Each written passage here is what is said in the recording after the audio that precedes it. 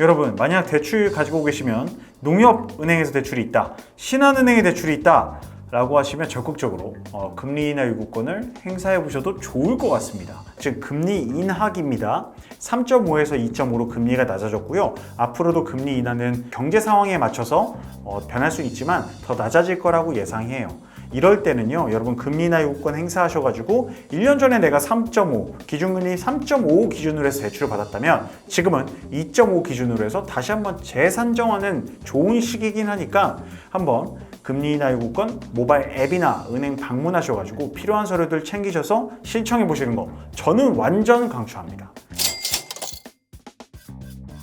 네, 안녕하세요. 재테크바이블 최한입니다. 자, 오늘은요, 여러분 대출금리 낮추는 꿀팁 중에서 제가 오늘 하나 풀려고 합니다. 얼마 전에 기사가 나왔었는데 금리 인하 요구권에 대한 기사가 나왔어요. 제가 우리 화면을 보면서 좀 말씀을 드리면 가계대출 금리 인하 요구에 우리은행이 가장 소극적이다 라고 나왔습니다. 제가 우리은행 출신인데요. 네, 내부자 피셜 소극적이었던 것 같습니다. 네, 저는 이제 외부인이니까 좀 적극적으로 우리은행 개선해 주십시오. 네, 좀 말씀을 드리면서 좀 시작을 하겠습니다. 5대 은행 가운데요, 우리은행과 KB국민은행이 가계대출자의 금리 인하 요구를 받아들이는데 가장 소극적이다라는 조사 결과가 나왔어요. 실제 수용률을 보면은 여러분, 만약 대출 가지고 계시면 농협은행에서 대출이 있다, 신한은행에 대출이 있다 라고 하시면 적극적으로 금리 인하 요구권을 행사해 보셔도 좋을 것 같습니다. 자, 그러면 이게 수용률이 뭐냐? 어떤 의미냐면요, 여러분들이 만약 지금 신용대출 가지고 있다 현 상황에서 내가 소득이 오르거나 직업이 바뀌거나 다양한 종류의 재산이 늘거나 이런 경우가 있으면요, 여러분이 지속적으로 금리 인하 요구를 금융기관에 할 수 있습니다. 자, 다시 한번 페이지를 보면서 말씀드릴게요. 보면은 대출 실행 시점, 내가 만약 1년 전에 대출 실행 시점에서 직업이 없었다거나 혹은 내가 중소기업을 다녔는데 1년 뒤에 공기업이나 대기업으로 이직을 했다든가 이런 것들, 또는 승진을 일반 평사원이었는데 갑자기 임원이 됐어, 혹은 내 연봉이 한 400만 원에서 1000만 원 이상 훅 하고 1년 사이에 올랐어. 이런 경우에는요, 내가 대출을 받았던 시점보다 많은 것들이 달라져 있고 더 환경이 좋아졌기 때문에 현 기준으로 해서 다시 저를 재평가해 주세요 라고 금융기관에 요구하는 게 금리 인하 요구권입니다. 신용점수도 1, 2점 올라간 거는 사실 아니고요. 한 100점 정도, 800점인데 900점이 됐다. 이런 경우에는요, 여러분들께서 금리 인하 요구권을 사용하셔서 내 대출 금리를 떨어뜨릴 수가 있어요. 이런 것들이 바로 금리 인하 요구권인데, 이거를 내가 가지고 있는 은행에 신청을 하더라도 받아들이는 건 또 은행 마음이에요. 이게 물건 파는 사람 마음이잖아요. 똑같아요. 만약 농협에서 혹은 신한은행에서 우리은행에서 똑같은 조건이지만 그래도 무조건 받아들여준다 라는 법칙이 있는 게 아니에요. 기준이 있는 게 아니기 때문에 이런 것들을 정부에서 계속 수용률 같은 걸 체크하거든요. 그런 것들 결과가 나온 겁니다. 그래서 농협은행이 1등, 신한은행 2등, 하나은행 3등, 국민은행 4등, 우리은행 17.7%. 네, 17.7%. 우리은행 신용대출 안 되겠는데요. 네, 농협은행 적극적으로 추천합니다. 한 반절이 거의 금리가 변동이 된 거죠. 아마 낮아졌을 겁니다. 금리 인하기였기 때문에.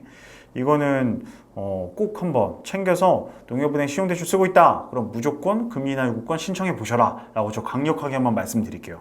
0.01이라도 떨어질 수가 있다. 자, 그럼 이게 장점이 뭘까요? 당연히 이자 절감 효과가 있겠죠.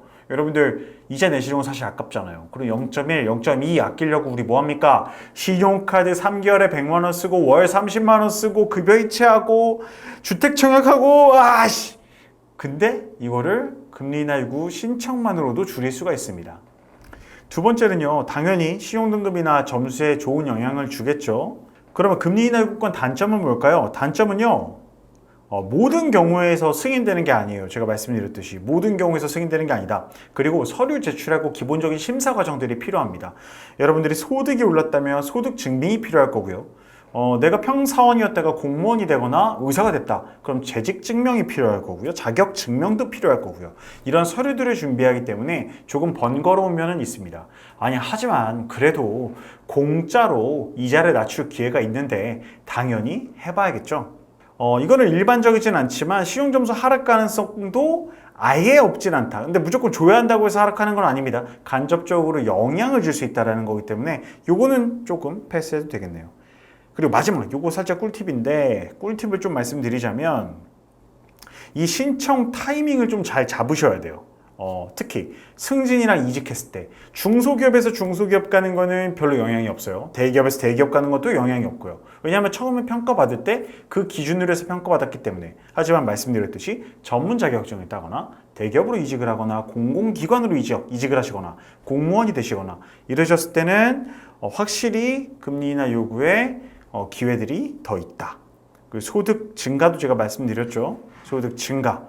소득 증가도 여기 아래 보시면 연소득 400만 원 이상 증가한 경우 라고 써 있긴 하지만 무조건 더 많은 소득이 세전 소득이 더 증가를 했다라고 하면은 금리나 요구를 받아들여줄 확률이 높아진다. 근데 무조건 받아들여주는 것도 아닙니다. 또 세 번째는 부채 상환 직후 다른 대출들을 우리가 상환해서 신용점수가 오르겠죠? 그 상환 직후에도 신용점수가 올랐기 때문에 내 금리를 더 낮춰줄 확률이 높다. 제가 된다라고 말씀 안 드려요. 확률이 높다예요. 여러 요인들 때문에 또 안 될 수도 있어요. 그리고 자산의 증가, 주택을 구매했거나 뭐 부동산 자산 같은 거 증가하면요, 확실하게 내가 가진 자산으로 인해서 이 신용대출을 못 갚을 리스크가 줄어들죠. 그렇기 때문에 금리 인하를 받아들일 수 있는 경우가 높다. 자, 신용점수 개선 직후 당연히 신용 상태가 개선되면 점수가 높아지는 건 당연하겠죠. 그리고 요거 제가 말씀 안 드렸네. 대출 상품에 따라서요, 금리 인하 요구권은 불가한 경우도 있습니다. 여러분들 버팀목 전세자금 대출, 뭐 보금자리론, 주택, 나라에서 해주는 디딤돌 대출, 세이망호 시자금 대출, 정부의 예산을 지원받아서 조금 저리로 낮은 금리로 대출 받으셨던 거 쓰신 거 있으시죠? 이런 것들은 다 안 돼요. 정부의 정책 자금은 이미 저금리로 나온 상품이기 때문에 금리 인하 요구권 대상이 아예 아닙니다. 또 은행에 가면요, 저희 우리은행 같은 경우는 주거래 직장인 대출 이런 식으로 은행에서 만든 직장인들 대상으로 한 상품이 있거나 이런 상품들도요, 이미 규정된 상품에 따라서 소득이나 시종등급에 따라 금리가 정해진 상품들이기 때문에 이 상품 틀 안에 들어와 있는 것들은 대부분 금리 인하 요구권 대상이 아닙니다. 그래서 여러분들께서도 지금 가지고 있는 상품이 만약 정부의 정책자금 대출이다. 정책자금 대출이라는 건 여러분 많이 하는 게 버팀목 전세자금 대출, 청년 버팀목 전세자금 대출, 신혼부부 전세자금 대출, 그리고 신생아 특례 뭐 이런 것들, 나라에서 해주는 대출들은 다 금리 인하 요구권 대상이 아닙니다. 그냥 무턱대고 가시면 안 돼요. 보통 이렇게 많이 오세요.